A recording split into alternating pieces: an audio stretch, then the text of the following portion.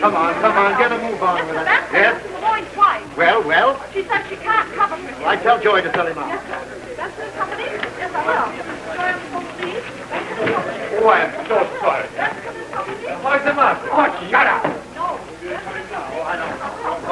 Hello, Marla. Tony, I must see you. Well, all right. Come on to me office. Well, Mr. Benson. Yes? We're all cleaned up now, except for that one big account. Oh, you mean Greg? Yes, sir. What does he say of us now? 380,000. You tried to notify us? The whole day yesterday and today. Well, try. Oh, never mind. Sell him out. Well, you heard me. Close him out. Miss Lester, get those smaller packages out of the safe and bring them to my office. Yes, sir.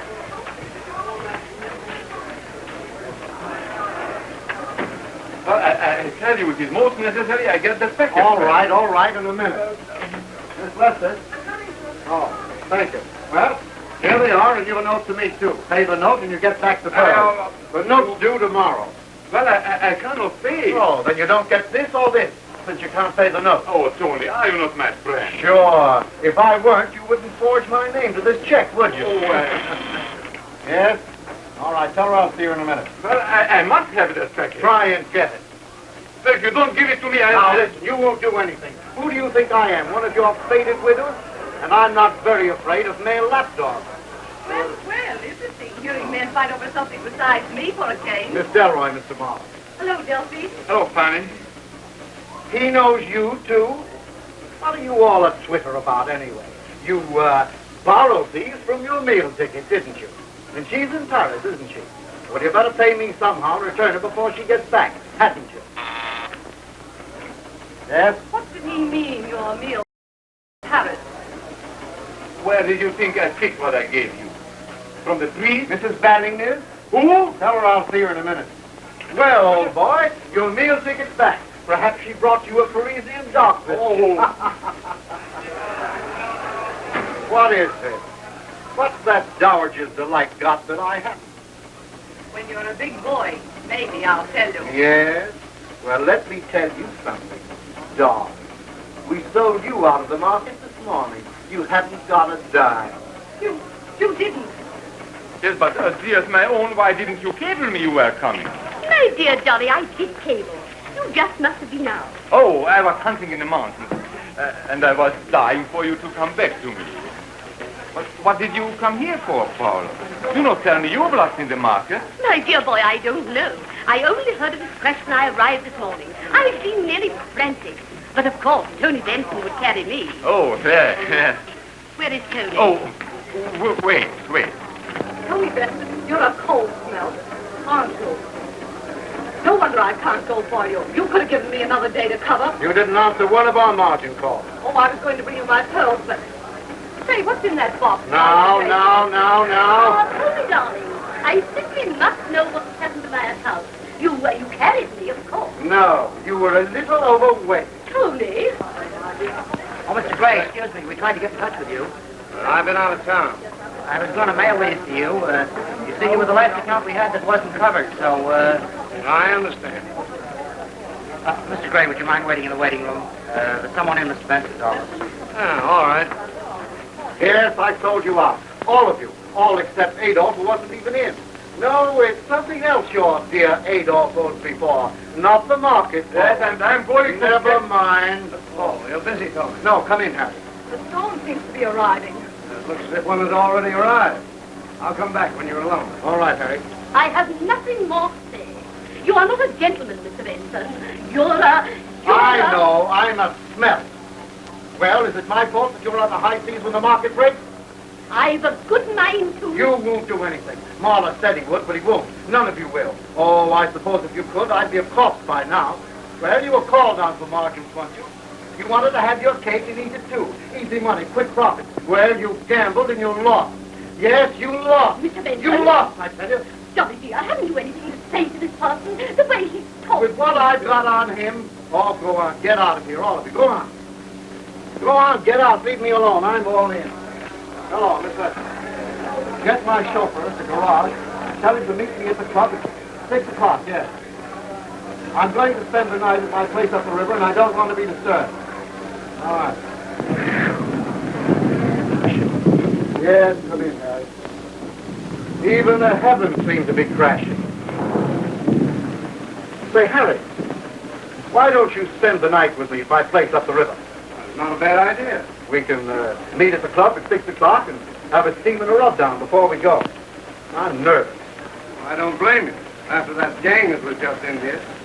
They don't like you, do they? Well, maybe not. You know, Harry, I'm sorry I had to send you out. But then you big shots are used to taking it on the chin. Not twice in succession. Twice? Big Drake walked off with 180 grand of mine last week. He did? Yes. He high-carded me. Oh. Harry, why don't you quit that racket? I like it.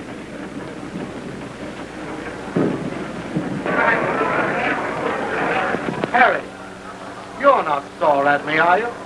I haven't made up my mind yet.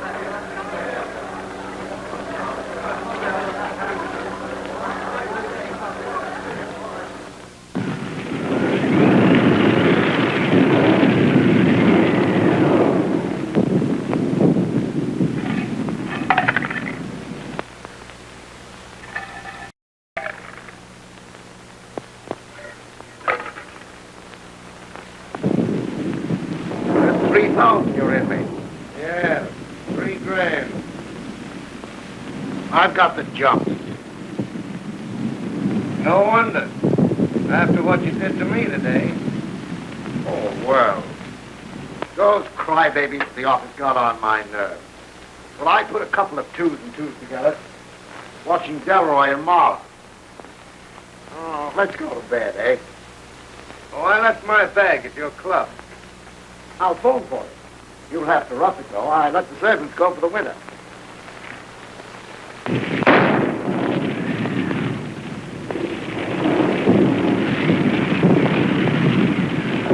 What was that?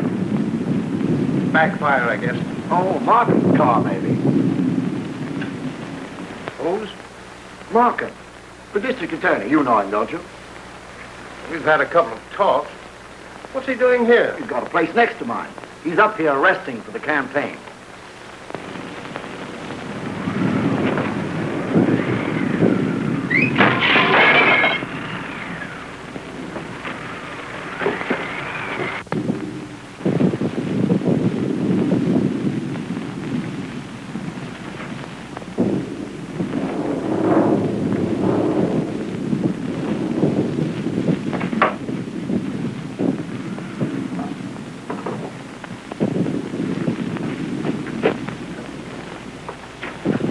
Hello, Fanny.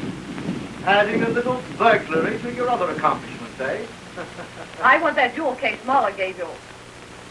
Oh, so he borrowed him from you and not Paula Banning, eh? Well, what do you think of that fella? Hurry, Benson. I was going to give those pearls to you to cover my account till I couldn't find them. Hurry what? That jewel case is in my office safe where it'll stay. Oh, no, it isn't. I saw it in the pocket of your coat as you left today. That's right. I forgot.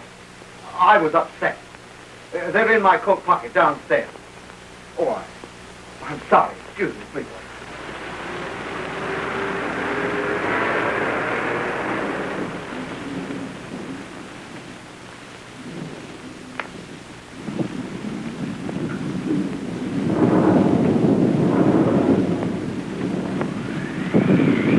Don't move.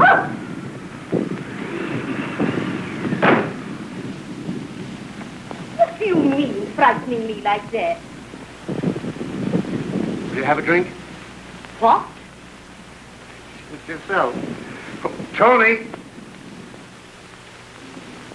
Who's that? It's Gray. I'll get rid of it now.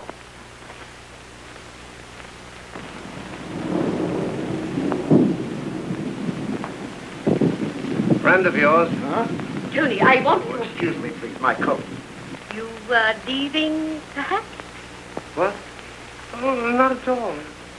What was the noise out back? Window blew shut. Must have been open. Tony, I must plead for my poor darling. He had no idea he was doing anything wrong when he signed that check. You were such friends. I shouldn't have left him. Then you better pay his note to me. My dear Tony, I haven't 10,000. I tell you I've lost everything, and the banks won't advance me another cent. What are you doing here? Not, my dear Anthony, that it's difficult to guess. Oh, Mrs. Pot. Pot? Yes, calling the kettle black. You girls ought to get together on Marla. Paula, who do you suppose he was running around with while you were in... Paula, I think you better go upstairs. Woman for posh. You for me. What's your name? Harry, to you. What's yours? Fanny, to you. Oh, Tony. Let's have a party. Huh?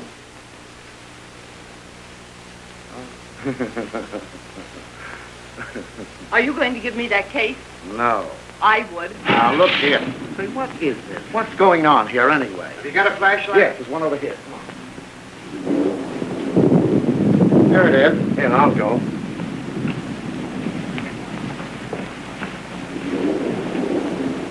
I want that jewel case Muller gave you, and I'll get it. For what? Nothing. Oh, well, we'll see about that. Do you think you can hang on to Marla with Paula Banning back? And if she finds out he's been running around with you, where will you be? She'll stop his allowance. You know, he hasn't told her about your pearls. I'll take care of that. Yeah? Well, you take care of his note somehow if you want this. Say, why all this frenzy about a few pearls? There were plenty more where these came from, aren't there? What about this, anyway? I have to sell them. You sold me out, didn't you? Oh, well, let's have a look.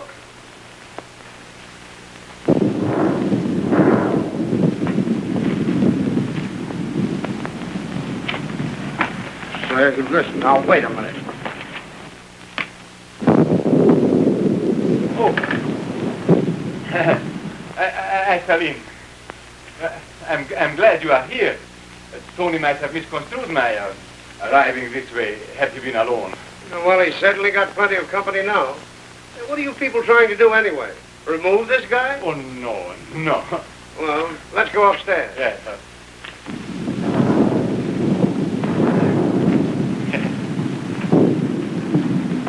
I'll tell you why I won't in 4 words. I don't like you. As if you liked all your playmates. I've had to put up with a lot of you big businessmen to get somewhere. But now I'm there. I'm putting up with the ones I pick. And I told you a year ago I wasn't picking you. Your eyes are too close together, get it? And let this sink under that toupee of yours. I'm going to get that jewel case of mine. Oh, I beg your pardon. Tony, this was the big noise. Oh, hello, Tony. Hello, Ed. Oh, Fanny. Darcy? Is that my boy? Paula, what are you doing here? Oh, carrying tales about me, eh? No, but that might be a good idea. When you told me he would put you in jail, I simply had to come here and throw myself on his mercy. Tony, he's my heart. Oh, please, be quiet. You know, while you've been away, he's been playing about a bit. Dolly, it's not true. No, don't change the subject. Give him that money. Do you want him to put me in the jail? I shan't let him. Kill him first. If you don't mind, I have first call on him for that. Well, that makes it unanimous. Farewell, Caesar. Or shall we say it with flowers? Say, what is this? Must be my birthday. Oh, Marcus. Hello, come in. I just dropped by. Oh, I beg your pardon. That's quite all right. Come in.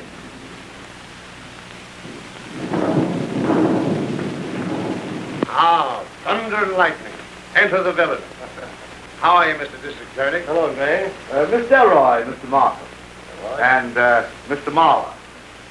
Excuse me. You'll have to put me up for the night. I punctured a tire. Plenty of room. Thanks. Gray, you must be behaving yourself. The newspapers haven't accused you of anything for months. I can't imagine what you're talking about. No. Well, say, Benson, I want to talk to you about the market upset. I suppose there'll be some trouble, and I think you can give me the advice I need. Let me take your call. No, thank you. I have a friend waiting up. Oh, by the way, Gray, he'd like to meet you. You mind if I bring him in? Not at all. Thanks.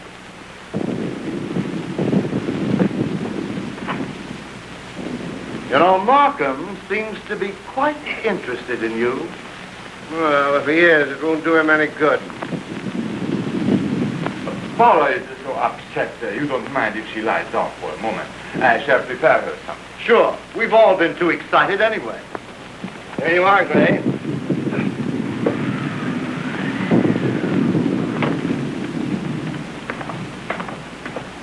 Philo Vance.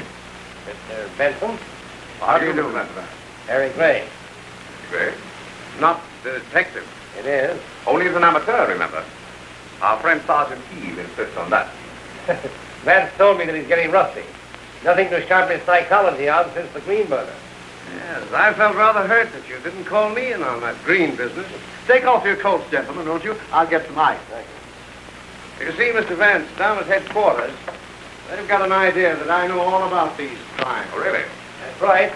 You and, of course, Vance.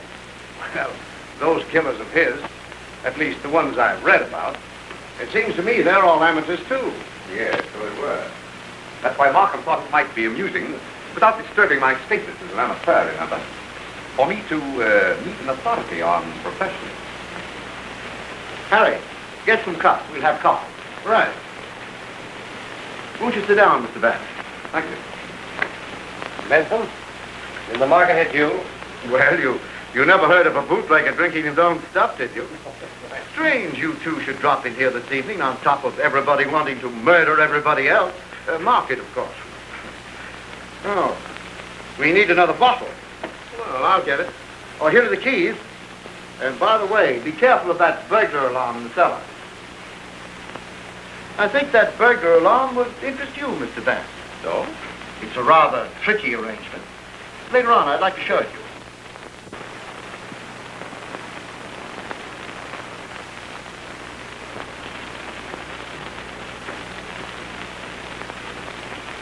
It's not in his room. Must be still in his pocket. I'll get it. I'll make him give it to me. Quiet, be quiet. Coffee will be ready soon. Darling, why can't you get money? Does my affection for you mean so little? Oh, these.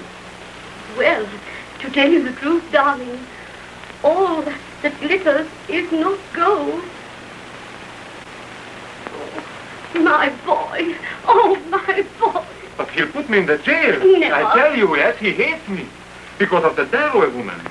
Well, all I did was look at her. Can I help if she loves me? But I am true only to you, my star, only to you. But this Benson, who calls himself our friend, he is jealous of me. So, you will lose me for the jail. I'll hate him. We'll both hate him. Oh, my boy. Oh, my boy. The most important thing is not to get that envelope, the check, the note. Oh, you jelly. That's how they kill in books, Mr. Vance. But the way it's really done is quite different. I see. Then your thought is that if I had matched wits with a professional, I might not have been so lucky. Is that it? That's it. No thanks. Oh, I'll get you some coffee in a minute, Mr. Markham. Well, I've had this bottle in my cellar for years, Markham. Before Prohibition. Naturally. Oh, if you'll excuse me, I'll see what the ladies are doing. It's very interesting to get your point of view, Mr. Vance. Just how would you stack your cards against a professional?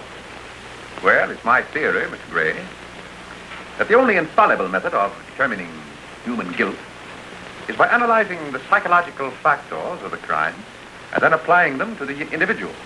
The point is, in these cases of yours, Vance, the gun, that's newspaper slang for killer, Mark. Thanks. What I mean to say is that these killers you've nabbed always used a lot of trick stuff, a lot of props. The professionals don't. Well, from what I hear, they bang 'em neat and leave 'em where they lay. Exactly. That's one of the reasons they're so seldom caught. In other jurisdictions, I mean. You mean to tell me that you'd ignore all tangible evidence of the crime? Not ignore it, no, but neither would I accept it for gospel on its face value. Well, I'll make that coffee.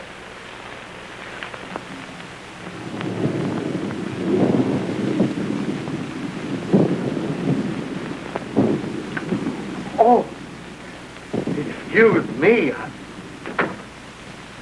Why don't you go in my room to dry your things? There's a fire there. Thanks. I want that jewel case. I'll get it, you know. All right.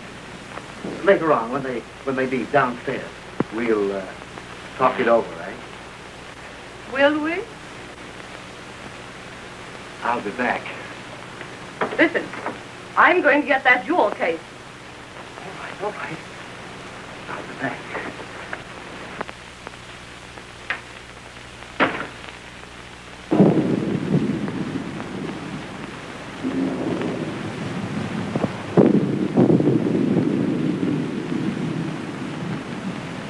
Juries have to depend on circumstantial evidence, Markham. They can't understand any other kind.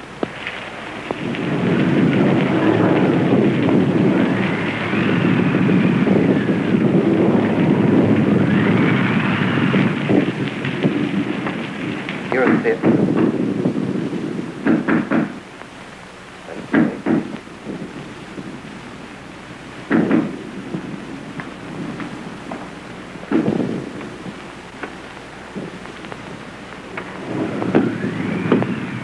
Well?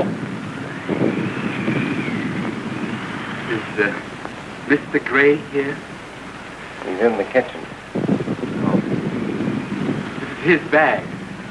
Will you see that he gets it, please? Certainly.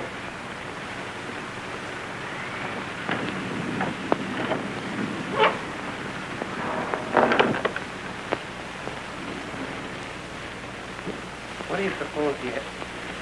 Oh, this came for you. My bag. Thanks. What's in it, Gray? Pineapples? You know, that's newspaper slang for bombs, Mr. Gray. Thanks. Get back to our conversation, Vance. How do you think you'd come out with one of these bang 'em and leave 'em lay killings that we were talking about? By a professional, you mean? Exactly. Well, it might be rather interesting. Have you anything in that line, Markham? Talk to Gray. Well, I seem to have quite a reputation in this town. For the killing. Well, perhaps something could be arranged. Splendid.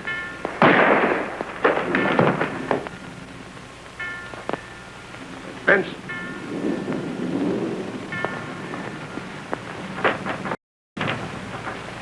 Nothing here. He's dead.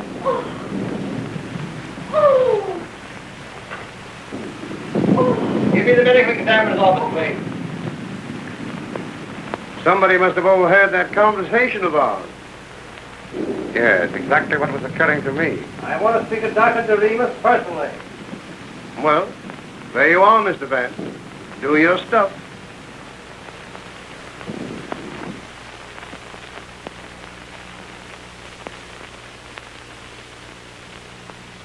Well, that's that. Yeah. The dawn coming up like thunder across the Hudson outside the lodge disclosed the cold body being kept warm by a steamer run. Hurry up with that phone and give me a match. The first to arrive on the scene was the brains of the homicide squad. Sergeant E. for Edward. Ernest. Sergeant Edward Heath. Or, as I nicknamed him in one of my more brilliant moments, Edward Sleuth. So as everybody would know he was a detective. Now, can that stuff. Now, listen. Whenever I've got anything to give you, Scribe, I'll tell you. Yeah?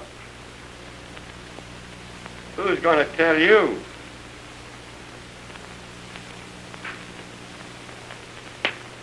Anybody could have got up and down those back stairs without being seen. Where's well? Up going over the bedroom. I tended to that. You get outside and look around the grounds. All right. Say, what's ailing you? I got sold out in the stock market. No. Yeah, I lost $90. Wiped out. Well, by the way, Mr. Markham phoned. Mr. Vance would be here right away. Oh, yeah? Well, I'll try and arrange it so that I'll be just gone when time he gets here. Oh, well. How do you spell clue? What difference it make? There ain't any. Oh, I wouldn't say that, Sergeant. Oh. Good morning, Sergeant. Why, hello, Mr. Vance. No go, Sam. I'm afraid the blue in that is going to clash. Take that phone in the hall, Welch. Blue, Sergeant, is a very tricky color. You know, in spite of its commonness, it's quite difficult. But that's anomalous, of course. Oh, so it is, Mr. Vance, you know, pardon my obscurity, but sometimes I don't quite follow you. Really, Sergeant? No, now, a while ago there, I said there wasn't any clues. And you said that you wouldn't say that. Well, I wouldn't. Really.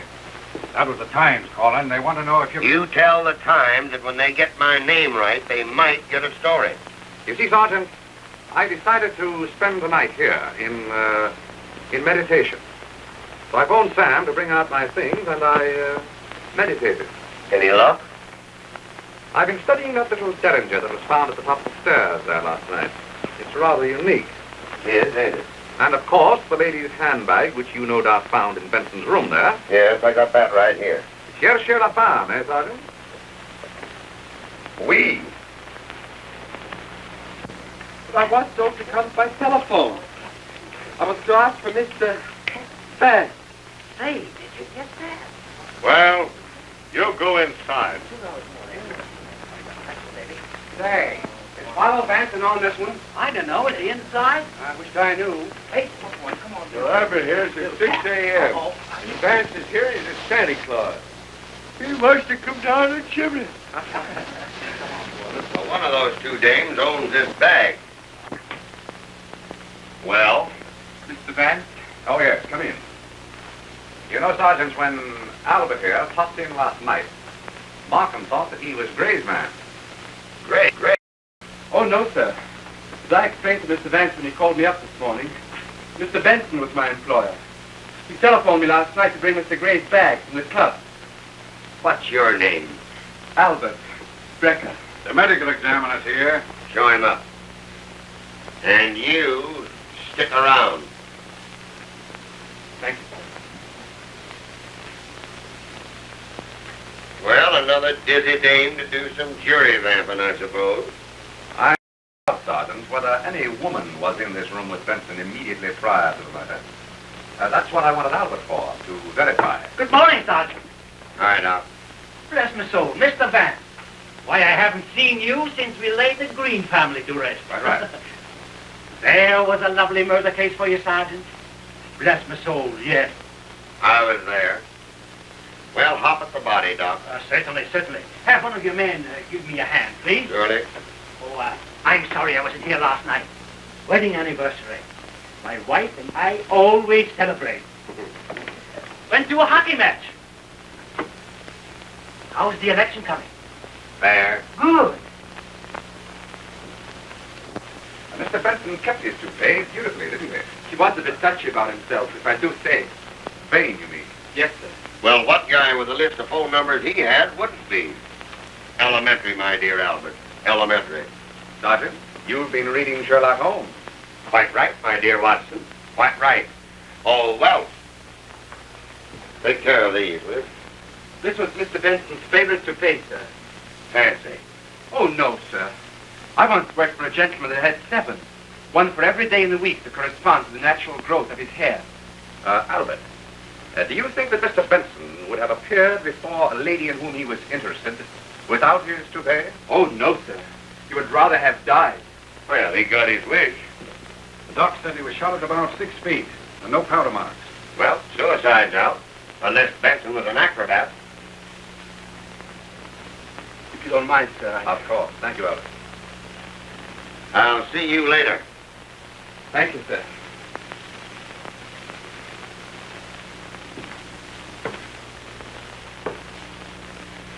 You know, Mr. Vance, this is the kind of a murder that the public likes. Have you any suggestions? You know, you might have. You were here when it happened. Well, Sergeant, after a night of meditating on what happened before the murder, I have suggestions no end. Oh, Burke's got something out front, Sergeant. Be right down. Oh, Mr. Markham told me about the stuff Harry Gray was saying to you. Like he was leading up to the shooting to kind of try you out. The nerve of that gorilla. What's Gray's history? Well, he's suspected of a lot of things. Ever been convicted? Too smart. Just what is his racket? Well, rumor has it that he's the big shot in a bootlegging ring. You know, I still don't like the way he talked to you. Had to use the kitchen table. Killed about midnight. Direct fire into the heart. A weakling shot and never knew what hit him. Bless my soul, no. Well, he must have seen the guy. Come and have a look at the bullet. Most interesting. I'll be right with you. Come on, let me... Never mind. Sergeant, Yeah? one of the boys found this in the bush. I had it in my hand In when your he- hat. In here, Jim. Yeah, all right. Come on, give us a break. Let's see it. Oh, quiet down, will you? What was it? Right, I got that. Handbag. Right here. Gun. Got that, too. Give me that piece of paper I found in the wood box there. Get that phone. Look at this, Mr. Vance. Yeah, I'll tell him. Here's an empty jewel case that we found in a bush outside. Been thrown out the window. Last night, maybe. And here's the paper it was wrapped in that I found in the wood box right there. It's marked Mahler. Interest to us later. Yeah, I'll tell him. But, Mr. Vance, with the election coming up Tuesday and the papers riding us the way they are, I've got to have something now. Well, what about that small puddle of blood on the second step from the top there? Hasn't that any particular significance to you? Oh, Sergeant. They've picked up Delroy down at the Grand Central. Trying to beat it out of town. Delroy. Yes? I'll be right down. Mr. Vance, your car is here. Thank you. Together, Wells.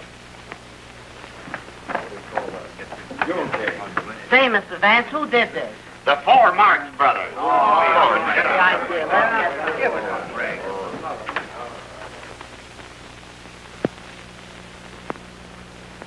Oh, hello, Vance. Good morning, Mr. Gray. Anything new? Well, you called my hand last night. Still stuck. Afraid I took up that challenge of yours to solve a murder by a professional too soon. This was no professional job. Oh, Albert, that door. Thank you. Everybody there, including me, threatened to kill Benson. They were all saw at that financial genius. What's the matter? Albert, get that door.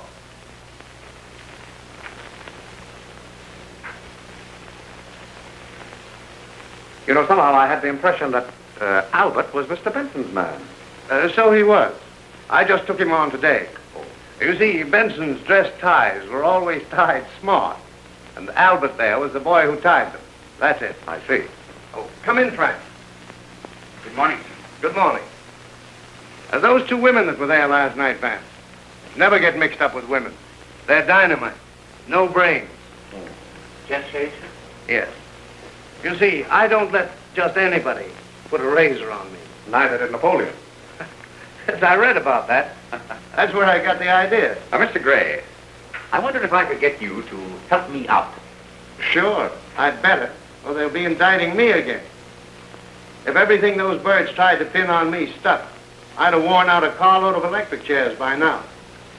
You see, my business makes me acquainted with a lot of tough mugs. And Markham and that detective Heath call me in every time an automobile backfires. But I don't mind. That's their job. Yes, so it is. Well, Mr. Gray, something the police overlooked at the Benson Lodge seems to point to one of the guests there last night. And I thought perhaps you might know someone who would look into his room, his hotel room for me, professionally. After Mahler, eh? Well, I know a stool pigeon that you might use as a bellhop. Of course, he'd have to have a package or something that he was delivering, in case someone walked in on him. Very good. You wasn't looking for me, were you, Albert? Come on in here. See here, Gray. Oh, you're here. Oh, yes, Sergeant, I'm here. Well, I wasn't but a minute behind you on this one. I'm taking you downtown. Get in there and get ready. But, sir, please, Get your hat. What's the idea? You too, Gray. Mr. Markham's got some questions he wants to ask both you boys. All right. Just as soon as I'm through here. Didn't I tell you they tried to pin this on me? Oh, you never killed Benson. Not personally, you didn't. But when I learned that Albert here was working for Benson yesterday, and for Gray today, well, I don't have to explain that to you, Mr. Vance. Hurry up, Albert. No. Albert the murderer and Gray the accessory, huh? Certainly the rest of our little group won't object to that, will they, Mr. Gray? Hardly. I'm on my way to Knox, Sergeant. Exhibition of Japanese prints. I'll see you later, no doubt, if you'll excuse me. Hello. Hurry up and get him more stuff. All right. The bag's mine. I was in his room then. After climbing in the back window. Why? How did you find out? Well, Harry Gray was present, you know. But Gray's out of it. He was in the kitchen making coffee. I see. Harry Gray can't tangle me in this. Why did you try to leave town?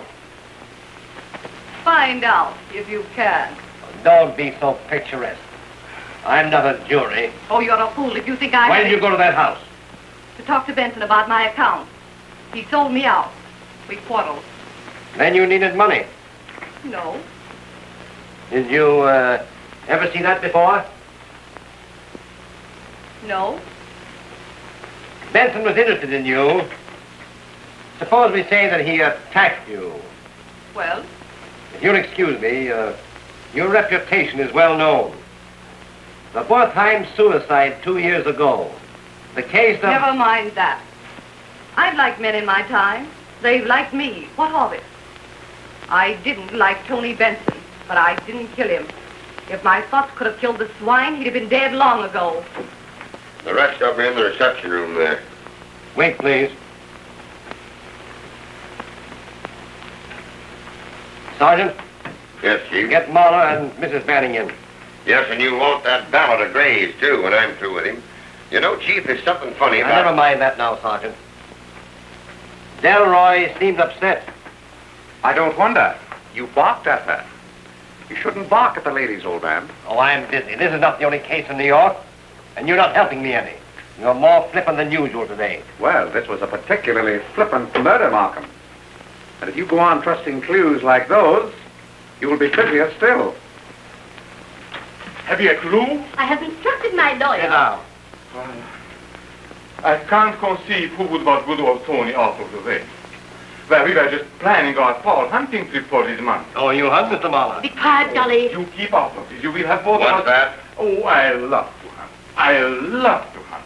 I was with the Sir Edward Davis. Never mind all that. This envelope with your name on it was found in Benson's desk. It contains 3 very interesting documents. Then it was useless. He didn't have it with him. What was you Please, Powell. The first is a canceled check of Benson's made out to Adolf Mahler for $10,000. Oh, The second is a confession signed by you admitting this check to be a forgery. And the third is a note for $10,000 made out to Anthony Benson, signed by Adolf Mahler. yes. Oh, I should have mentioned those things before. You know, my financial arrangements were not all one could desire. I shouldn't have left you. Unfortunately, to protect Madame Starks, Mr. Benson requires $10,000. Oh, and so you forged his name. Oh, you mean it would have been a forgery if he had made a complaint? Well, it's a cinch he can't make one now. It's a forgery just the same, Sergeant, but I'll take that up later. He forges Benson's name, pays him back with his own money. Marvelous. Well, I explained it to dear old Tony at once, of course, and offered him this note. Which falls due today. Yes, and... You mean to tell me that Benson accepted your note without security? Oh, well, naturally. Yeah, well, what was wrapped in this piece of paper, which was found in the wood box with your name on it? And, Tony gave me a party for my birthday and presented me with a gold pencil. I have it You didn't tell me it was your birthday. Please, Paula, be quiet. You will get me in the electric chair. But, darling, You will come with me. This is the security that you gave Benson for that note? Oh, so Miss Darrow told you.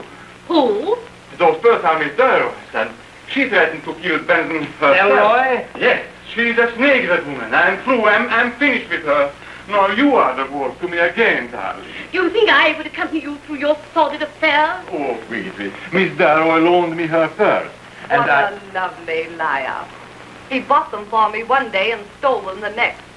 So, Adolf, that's what became of the money I sent you to cover my margins. No wonder you forged that check. Why, you were Sneaking into Benson's house last night, both of you. Why did you quarrel with him? I wanted to get back that confession of forgery. He threatened to put Adolf in jail. Mr. Markham, Adolf's all I have now, except the money that makes him love me. You threatened to kill Benson yourself, didn't you? Yes. Well, who didn't? Mr. Markham, may I have that jewel case? Mr. Gray is here, sir. Oh, send him in. Miss Delroy in the other room. Sergeant? In here, please.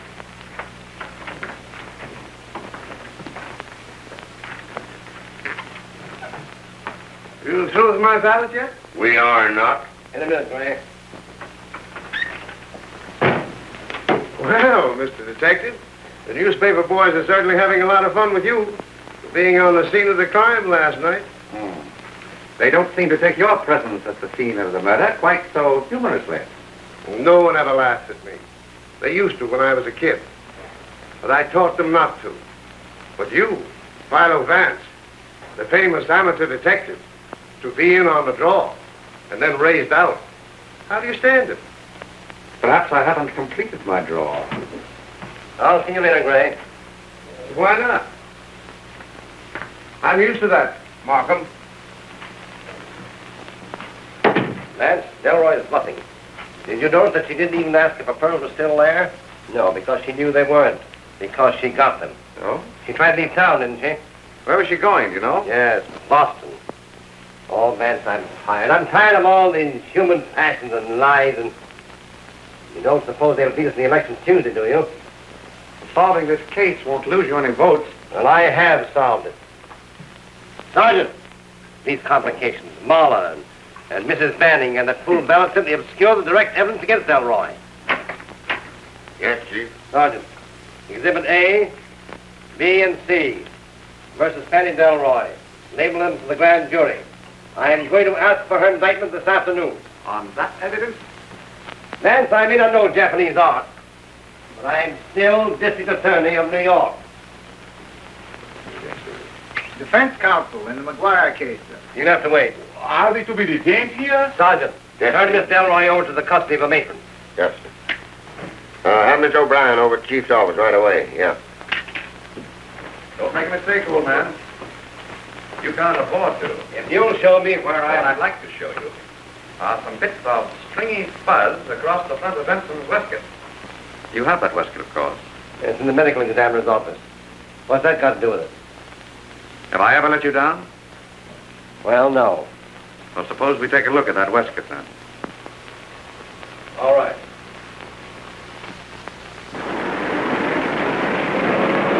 County Courthouse. Yes, sir.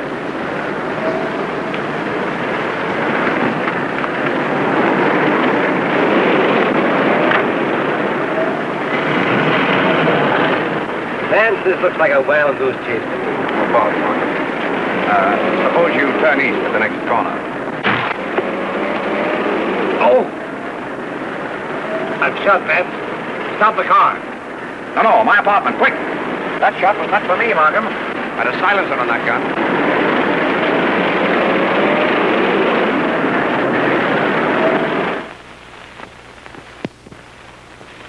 What makes you think the bullet was meant for you? Something I said in your office. I must have been overheard. By whom? All the possibilities were there, weren't they? Well, I still think it's Delroy. But Markham, do women kill merely to recover a string of pearls?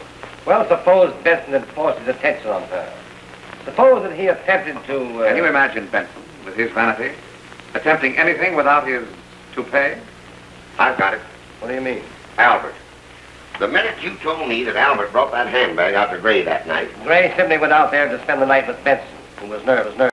well, he picked a swell chaperone. Yeah, Gray forgot and left his bag in Benson's room at the club. Benson phoned and Albert brought it out, that's all. And where did Albert go after that? He claimed that he took the train back to town. That's no alibi. Why, he only started working for Benson 6 weeks ago. And when I photographed him, he nearly threw a fit. You know, Markham, because Albert refuses to tell the police the history of his life, Sergeant insists that he's a gunman in disguise. Well, he's a foreigner. Well, my case against Delroy. So, Sergeant, you tell Smithers to prepare the indictment. Yes, sir. Now, just a moment. I'm not going to let you make fools of yourselves. Markham, until tomorrow night, let me handle this in my own way. Now, if you don't, on the day after tomorrow, the morning papers and I, not you, will have solved the murder of Anthony Benson. And that's election day. You stopped me last night from proceeding, but I saw fit. And I got a bullet in my arm. Delroy had the real motive. Oh, motive. Drop a nickel in the slot and get a motive. Everybody has some motive for murdering somebody. Yeah, be careful somebody doesn't murder you. No, nobody's going to get him, Chief. I'll watch over you, Mr. Vance. Thank you, Sergeant. Oh, tell me, did that firearms expert of yours say when he would know about those bullets? Sometime today. I'll see him. And if you don't mind, Markham, I'd like to have Miss Delroy's jewel case brought to me here this afternoon. Right. Then I want a policewoman. A policewoman? Yes. Say, I can handle anything in this case. Well, very good, Sergeant. This is a little job of chambermaiding in a hotel. Oh. Hmm.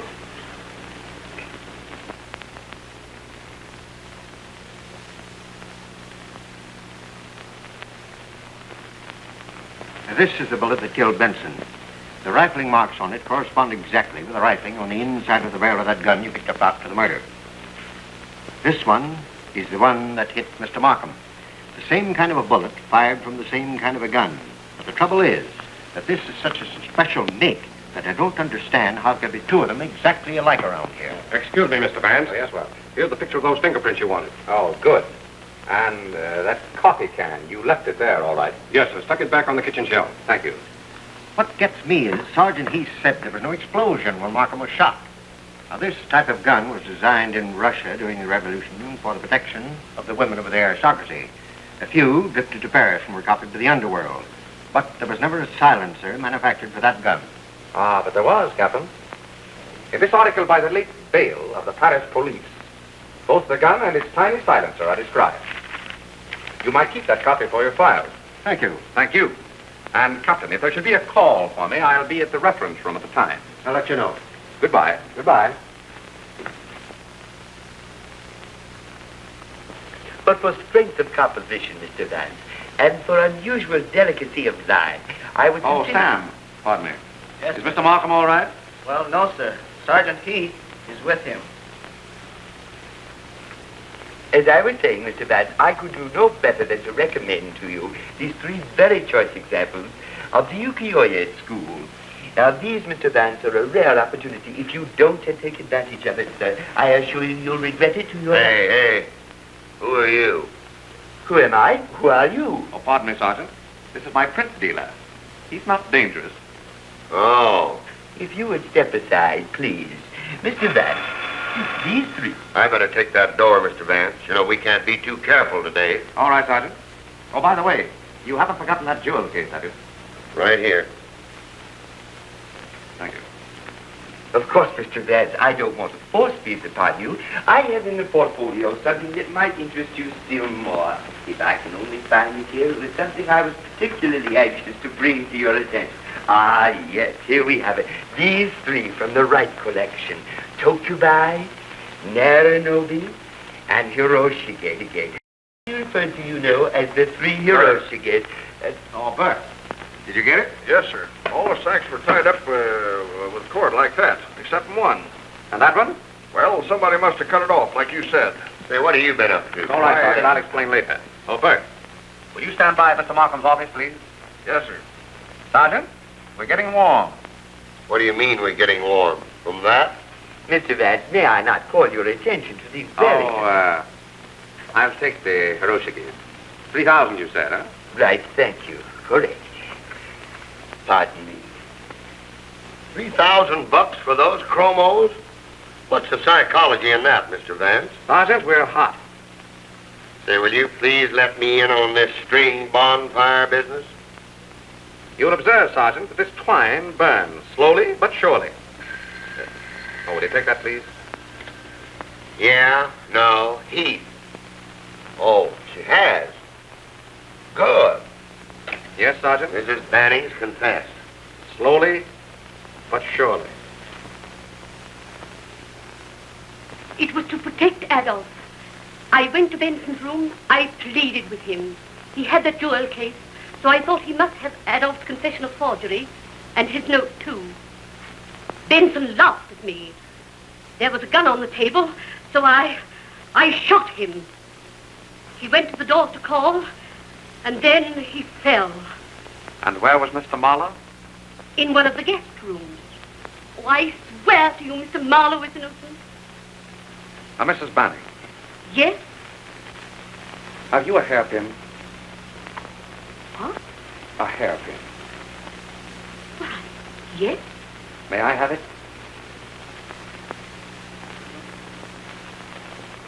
Thank you. Sergeant Heath's on the wire, Mr. Vance. Is there anyone in the reception room? No, sir. I'll take it there.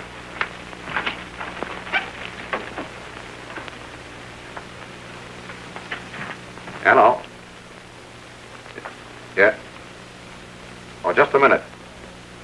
And what are you doing up? You think I can lie around your apartment with the newspapers panning me about this Benson crime? Where's Sergeant Heath? I can't find him anywhere. I have him on the wire. He's doing something for me. Oh. Also for you. Oh. Yes, Sergeant. Yes.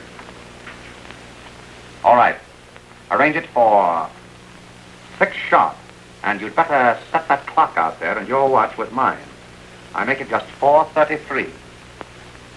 Right. Mr. Vance, if you're through with me, well, I haven't had any lunch yet, and... Oh, I'm terribly sorry, Bert. Suppose you eat first, and then pick up that policewoman who's chambermaiding for us at that hotel, will you? All right. Good. What do you think of her confession? Well, more a confession of love than a confession of guilt, don't you think? You mean that she's trying to protect Paula? Whatever. Sorry. Mr. Gray is here, sir. Send him in. How do you do? Oh, hello. How are you, Gray? Hey, when are you going to play that hand you've been bragging about? Tonight. Would you like to sit in on the game? Table stakes? Anything you say. Oh, you say. This will be your party. I don't think so. Markham, I'd like to have all our little group at Benson's Lodge in 1 hour. And suppose we take along a photograph of Adolf Mahler's fingerprint.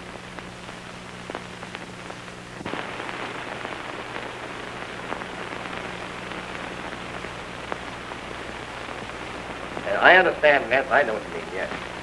Marla, you mean to tell me that you were just sitting up there alone when the gun went off? How do you know it wasn't? This is going to be an interesting hand. Well, What I said was that I was not with Mrs. Benson. I don't want to know where you were not. I want to know where you were. I am a gentleman. Oh, Miss Delroy? Yes? He was with me. Remarkable fellow, Mahler. Oh, come on. We're not getting any place at all, Vance. You'll have your murderer, Markham, by 6 o'clock. I can't stand much more of this. If you've got anything on me, say it. This is a rather unusual jewel case of yours, Miss Delroy. Oh, but you... You know, Markham, Miss Delroy had a better motive for keeping Anthony Benson permanently quiet than any of them. Please, I would like to go. You keep quiet. And you, Albert, hiding your part from the police. I was afraid. I don't blame you. Albert's wife is looking for him. He left her in Chicago recently without giving notice, you might say. How much longer is this comedy going to last, Vance? In 10 minutes, Markham, it won't be comedy. For one of you, it isn't now, is it?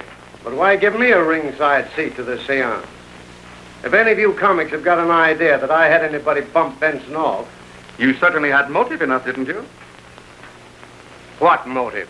Simply matter-of-fact revenge for having sold you out on the market. You, the illustrious Harry Gray, the big shot. Vanity and arrogance, Markham, usually motivate the behavior of the intelligent gunman. Gunman? Look here. But you were with us here when the shot was fired and the body fell. And just before that... I was in the kitchen making coffee. That's right, I remember. I remember that it was very overboiled coffee. It must have been on the fire a long time, wasn't it? Ray couldn't have made the coffee that night. I made it for Paula. I wouldn't call me a liar if I were you. Adolf Mahler made the coffee. And if Mahler did make it, Markham, Mr. Gray was out of this room some 5 minutes. Doing what? You're dealing. Don't ask me. I'm not. I'm telling you. Mr. Gray didn't make the coffee that night, you know. Who says I didn't?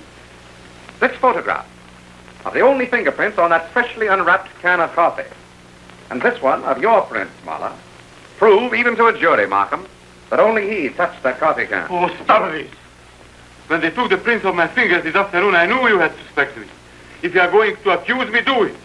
Oh, this is getting tricky. Oh, two-handed poker isn't so very tricky, do you think? Mr. Gray, just what were you doing while Markham and I sat here that night, and Albert came in so mysteriously with your handbag? You tell me. Charm. You crept up those back stairs, tapped on Benson's door. He was changing his collar. You remember, Markham, how it bothered him? Walked in and shot him dead. With one of those imported derringers and silencers of yours. Silencer? That's a hot one. You heard the shot while I stood here with you. The shot that killed Benson was silent. No one heard it. Just as no one heard the shot which you fired at me, Gray, and which wounded Mr. Markham. Here at the lodge, however, you arranged for a second shot to explode as Benson's body came tumbling down those stairs. Oh, and I suppose the body waited up there for the second shot. Exactly. You arranged that, too. Just as I had. Oh. The dummy. Bert. Yes, sir. Supported at the head of the stairs by a piece of twine of the same kind that Mr. Gray cut from a sack of liquor in the basement that night. The twine was caught to Benson's body and looped around a newel post at the head of the stairs. I knew that the body must have been there for several minutes. And how did you know? Because if Benson had been shot immediately prior to him down the stairs, there couldn't possibly have been that puddle of blood on the second step from the top, could there? Very interesting. But where were all these people while I was doing this Houdini stuff? Do you think I'd take a chance of being walked in on like that? But what chance were you taking after you saw that Mrs. Banning was resting on the bed in her room? How did you know that? Your hairpin, Mrs. Banning. Thank you. It exactly matches this one, which I found on your pillow up there that night. From the impression of your figure on the bed, you must have been resting there for some time, weren't you? Yes.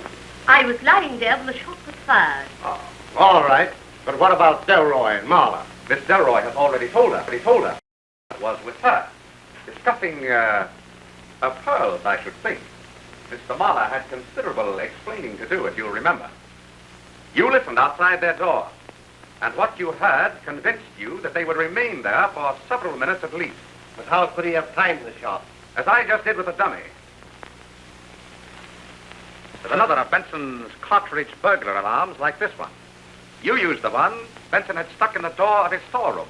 You got it when you went down to the cellar that night. After you had made sure that you would not be interrupted by Mrs. Banning and the others, you hung the body and the alarm on that twine up there.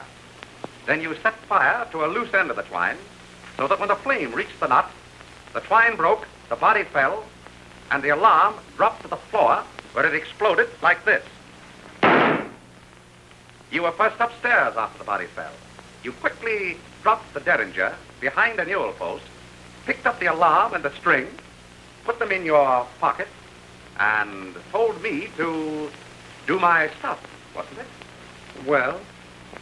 He meant to kill Benson, you see, but surrounding it with the props he did was simply camouflage, I suppose, to befuddle the amateur.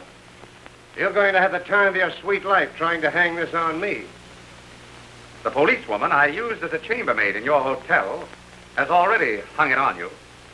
She found Miss Delroy's pearl, which you stole that night after the shooting to divert suspicion. Anything else? Oh, yes. The coat you wore, Mr. Gray. It seems that bits of fuzz from the twine you used were on Benson's waistcoat. Also, on the inside of his pocket. The same pocket from which I saw you withdrawing your hand as I followed you up the stairs. You know that isn't enough. Do you think any jury would go for that? Well, if not, I know they'll go for this. The clever little silencer that fits your clever little gun. Another trophy from your room, Mr. Gray, also contributed by our policewoman. Is that enough? All right. You outsmarted me, Vance. I'm game. Hey, look out, he's got a gun. Fire! Stop it, Gray.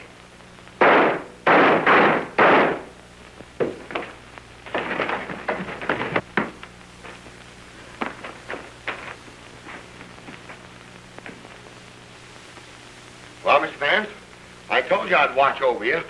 Thank you, Sergeant. That baby put 3 slugs mighty close to me. I better call the doc. I'll wait outside. I haven't been feeling very bad. All right. I'll take care of you, Dolly, dear. Bert, get that coat and cover him. Yes, sir. That you, Doc? This is Sergeant Heath. I'm out at the Benson Lodge. There's been another murder. I mean, shooting. I did it. Okay.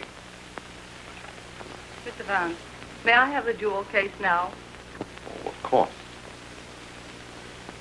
And don't worry. No one else knows about your daughter. Thank you. I was going to her when they caught me leaving town.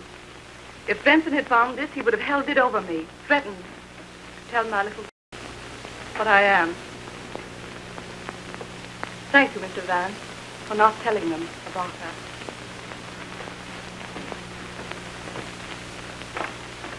So it was Harry Gray, Mr. Vance.